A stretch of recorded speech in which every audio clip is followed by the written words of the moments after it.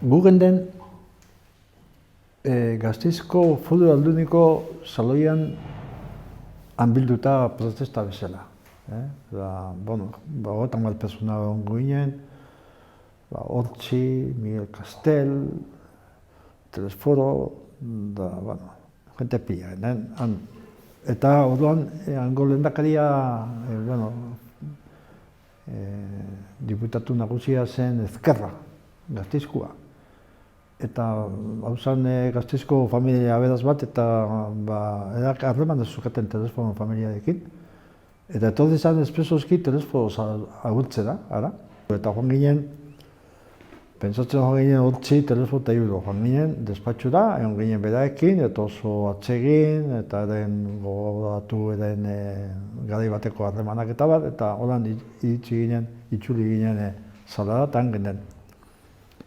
Eta han gendela etorri zen Miñoneseko arduradun bat. Agurtzeak, ¿qué tal están ustedes? ¿Está bien? No se preocupen.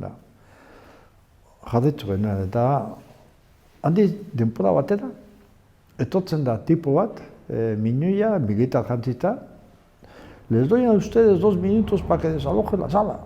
Bueno, Telesforo zutagarre, tente ipini izan da, baina zelan da hori. Zelan egiten duzu olako erabakia, eta, kustenio ikusten eztabaida bat, eta joan zen tipua.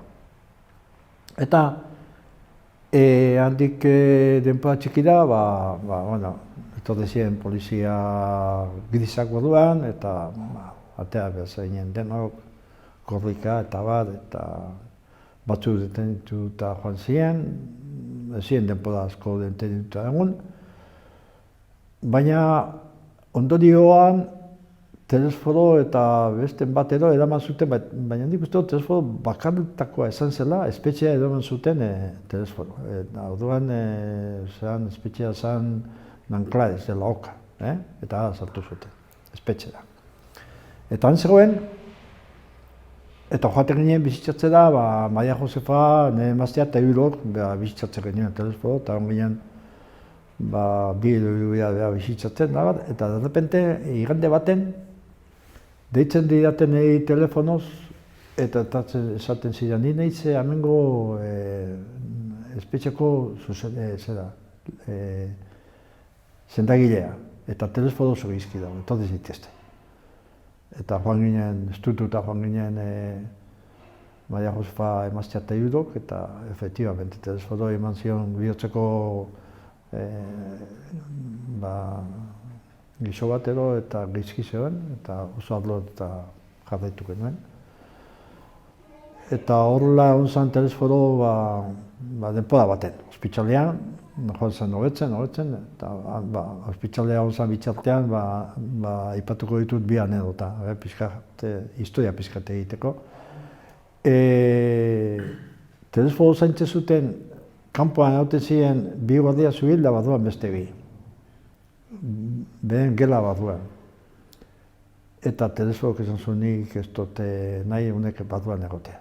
Eta greba ingot. Eta egin zuen greba ez jatearekin. Eta ipin zuen kasgora hospital guztia, zendagile guztiak, eta handik urregunean eman zuten, atea zuten guardia zibilbiak behen geratik. Eta handik egun batzuetara beste greba bat. Telesforok zegoen edizein bat euskeraz mintzatzen zen Telesforo beraekin, eta debekatu zioten euskeraz egitea. Esan zuen, ez badate usten berbaitzen, ez dut berbaik egingo. Eta entzun beste greba bat berbaik egitekeik. Eta berriro, hankazgora ipinizuen hospitala. Eta la zioten, euskeraz bintzatzea, hori anedota bezala, ez da?